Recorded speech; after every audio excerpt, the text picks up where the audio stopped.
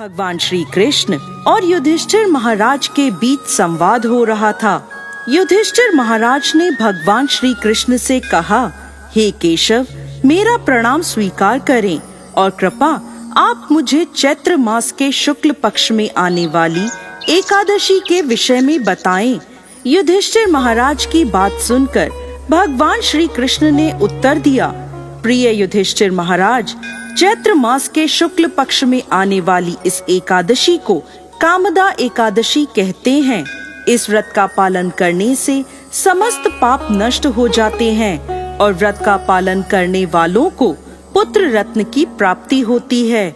इस प्रकार भगवान श्री कृष्ण ने कामदा एकादशी की व्रत कथा कहना प्रारंभ किया। अनेक वर्षों पूर्व रत्नपुर नामक गंधर्वों और किन्नरों के राज्य में उनके राजा पुंडरीक निवास करते थे।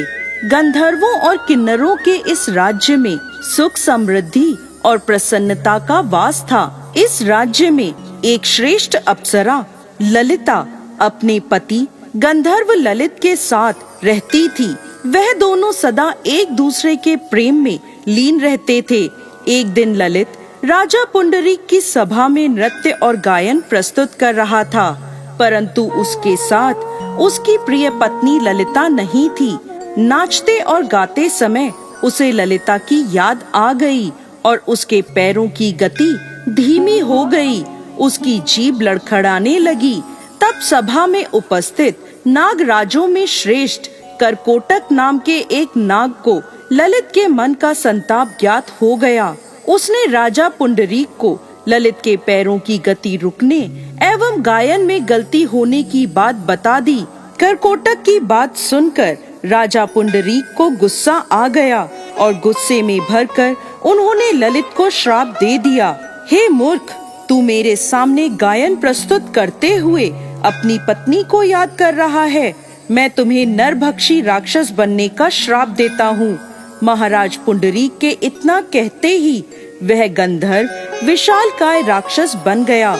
उसका भयंकर मुख, विकराल आँखें, जिन्हें देखने मात्र से भय उत्पन्न हो जाता था, ऐसा राक्षस होकर वह अपने कर्मों का फल भुगतने लगा। जब उसकी प्यारी पत्नी ललिता को इस बात का पता चला तो वो बहुत दुखी हुई। ललिता अपने पति के विकराल आकृति देखकर मन ही मन सोचने लगी, क्या करूं, कहाँ जाऊं? मेरा पति बहुत कष्ट भुगत रहा है। वह रोती हुई जंगलों में अपने पति के पीछे पीछे घूमने लगी।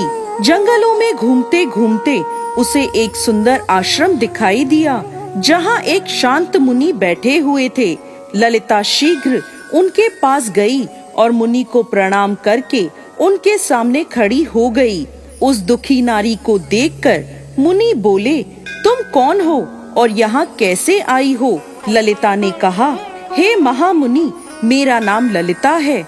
मेरे स्वामी अपने पाप दोषों के कारण राक्षस बनकर घने जंगल में भटक रहे हैं। उनकी यह अवस्था मुझसे देखी नहीं जाती। आप मुझे कोई ऐसा उपाय बताएं जिसके प्रभाव से मेरे पति को राक्षस योनि से छुटकारा मिल जाए। मुनिवर बोले, हे पुत्री, इस समय चैत्र मास के शुक्ल पक्ष की कामदा नामक एकादशी है, जो सभी पापों को हरने वाली है और अति उत्तम है। तुम कामदा एकादशी का विधि पूर्वक व्रत करो और व्रत का पुण्य अपने स्वामी को प्रदान करो। पुण्य देने पर क्षण भर में ही उसके सारे दोष दूर हो जाएंगे।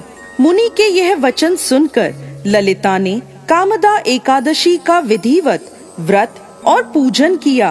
पूजन करने के बाद वह उन्हीं ब्राह्मण ऋषि के समीप गई और अपने पति के उद्धार के लिए यह वचन कहने लगी, मैंने जो यह कामदा एकादशी का व्रत किया है, इसके पुण्य के प्रभाव से मेरे पति को राक्षस योनि से मुक्ति मिल जाए।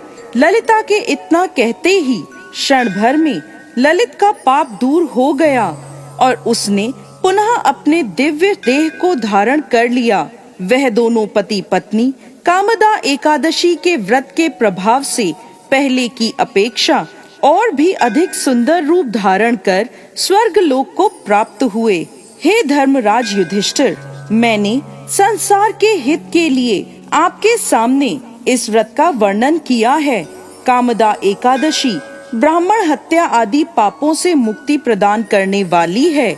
राजन, कामदा एकादशी की कथा को पढ़ने सुनने से वाजपेयी यज्ञ का फल प्राप्त होता है। जय श्री हरि विष्णु।